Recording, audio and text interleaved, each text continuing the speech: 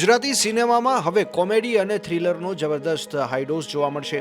South Asia film production દ્વારા આગામી film ગડબડ થઈ ગઈ યારની ધમાકેદાર જાહેર કરવામાં આવી હતી. નિર્દેશક રફીક તાલુકદારની આ ફિલ્મમાં ભરત ચાવડા, ધર્મેશ વ્યાસ અને બોલિવૂડ એક્ટર આદિ ઈરાની જેવા દિગ્ગજ કલાકારો લીડ રોલમાં છે. 5 કરોડ રૂપિયાની રહસ્યમય બેગની આસપાસ ફરતી આ વાર્તા પ્રેક્ષકોને ખડખડાટ હસાવવાની સાથે સસ્પેન્સમાં પણ રાખશે. પ્રોડ્યુસર ધર્મસિંહ રાજપૂતના મતે આ ફિલ્મ અર્બન ગુજરાતી ઓડિયન્સ માટે મનોરંજનનું નવું સરનામું બનશે. હવે એમાં આવું છે કે બધી જગ્યાએ મને એ જ સવાલ પૂછવામાં આવે છે કે તમે કેટલી પિક્ચર કરી, કેટલી હિટ ફ્લોપ. પણ હવે આજનો જે ટાઈમ છે ને એમાં જે પાસ્ટનું હોય ને, મેં 25 હિટ આપી હોય તો આ પિક્ચરમાં કંઈ ફરક ના પડે.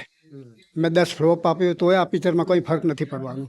હવે આ પિક્ચરમાં હું શું લઈને આવ્યો છું, ધેટ ઇઝ ઇમ્પોર્ટન્ટ. હવે આ પિક્ચરનો સૌથી બેસ્ટ થિંગ એ છે કે તમે આ જેટલા આર્ટિસ્ટ છે ને એ બધાને અત્યારે નામથી ઓળખો છો ને. આ ભરત ચાવડા, એ અત્યારે ભરત ચાવડા છે, પણ પિક્ચરમાં તમે જોશો તો એ ભરત ચાવડા નહીં લાગે, એ દીપુ લાગશે. ધેટ ઇઝ આ પિક્ચરની સૌથી ખાસિયત એ છે કે જેટલા પણ કેરેક્ટર છે ને, તમે પિક્ચર જોશો તો તમને લાગશે કે એ જ છે. એવી રીતના બધાને એક્ઝેક્ટ કેરેક્ટર સાથે પકડીને લાગ્યા છે.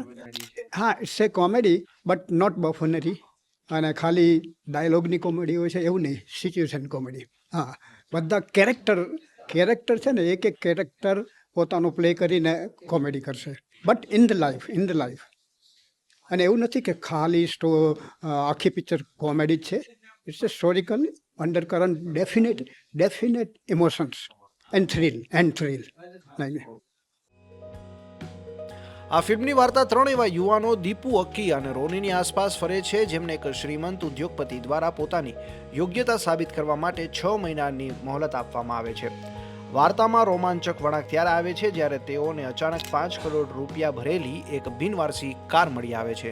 પોતાની પ્રામાણિકતા બતાવવા જતાં તેઓ પોલીસને આ રકમ સોંપે છે, પણ આગળ અણધાર્યો વળાંક આવે છે અને શું થાય છે તે ફિલ્મ રિલીઝ થાય ત્યારે જ ખબર પડશે. સૌથી પહેલાં તો જય શ્રી કૃષ્ણ. મારું નામ છે ભરત ચાવડા.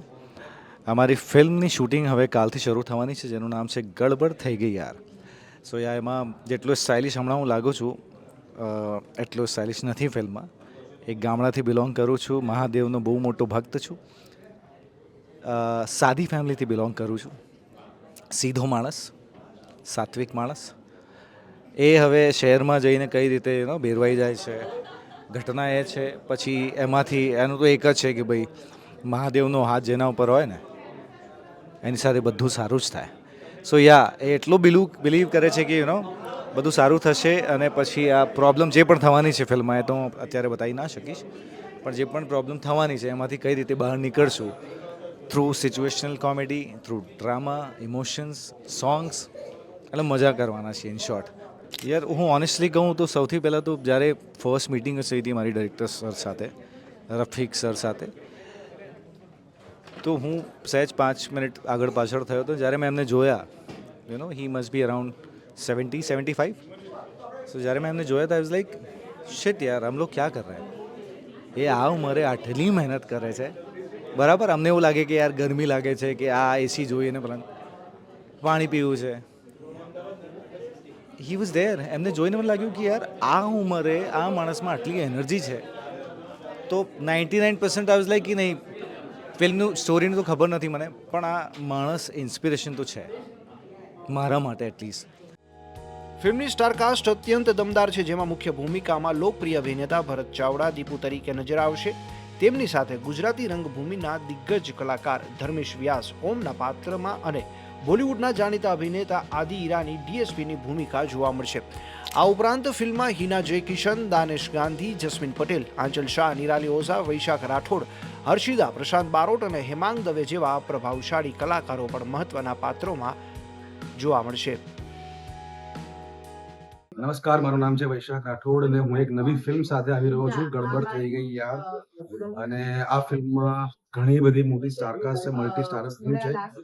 હમણાં ગુજરાતીમાં હવે મલ્ટી સ્ટારર ફિલ્મો બની રહી છે અને સારી થઈ રહી છે. અને આ ફિલ્મનું જોનર તમે જો કહું તો ડાર્ક હ્યુમર છે કે જે પણ કેરેક્ટર્સ છે કેરેક્ટર્સની પરિસ્થિતિ એવી વણસી જાય છે અને એ પરિસ્થિતિ જે વણસી જાય એના કારણે કોમેડી ઊભી થાય છે અને બહુ સુંદર રીતે લખાયેલી વાર્તા છે અને એન્ડ એનો બહુ જ રિયાલિસ્ટિક રાખ્યો છે રાઇટરે.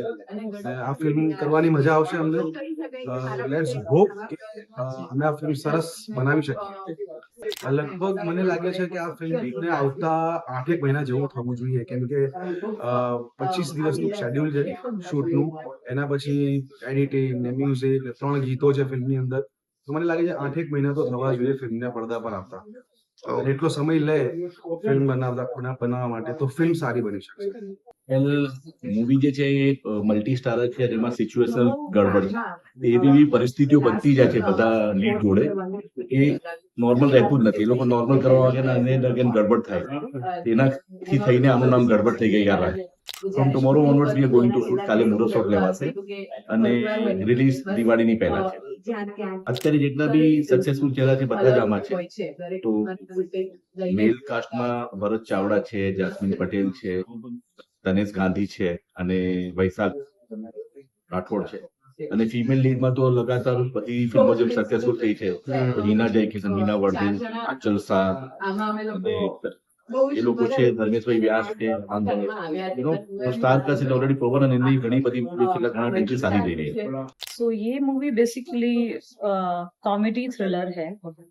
तो मूवी जो सबसे अच्छी हमें लगती है, जो हम देख के बड़े हुए हैं, जो हमें सबसे ज्यादा मजा आता है, वो comedy movie and thriller movie. ये दोनों हमारा फेवरेट जॉनर है. तो जब हम अपना फर्स्ट मूवी बनाने की हमने सोची, तो हमने सोचा ये दोनों का मिक्सचर बनाते हैं. एंड दो मेरे हस्बैंड गुजरात में पले बड़े हैं, he is born and raised here. तो हमारा ऐसा था कि हम फर्स्ट यहाँ से स्टार्ट करेंगे, अपनी धरती से जहाँ से हम पैदा हुए थे, उसके बाद आगे बढ़ेंगे.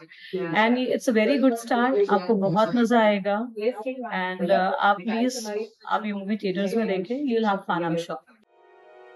મુખ્યત્વે શહેરી અમદાવાદ અને તેની આસપાસના વિસ્તારોમાં આકાર લેતી આ ફિલ્મમાં સિચ્યુએશનલ કોમેડી અને ફાસ્ટ પેસ થ્રિલરનું અદ્ભુત મિશ્રણ જોવા મળશે. આ ફિલ્મ ટૂંક સમયમાં મોટા પડદા પર રિલીઝ થયા બાદ ઓટીટી અને સેટેલાઇટ પ્લેટફોર્મ માટે પણ તૈયાર હશે.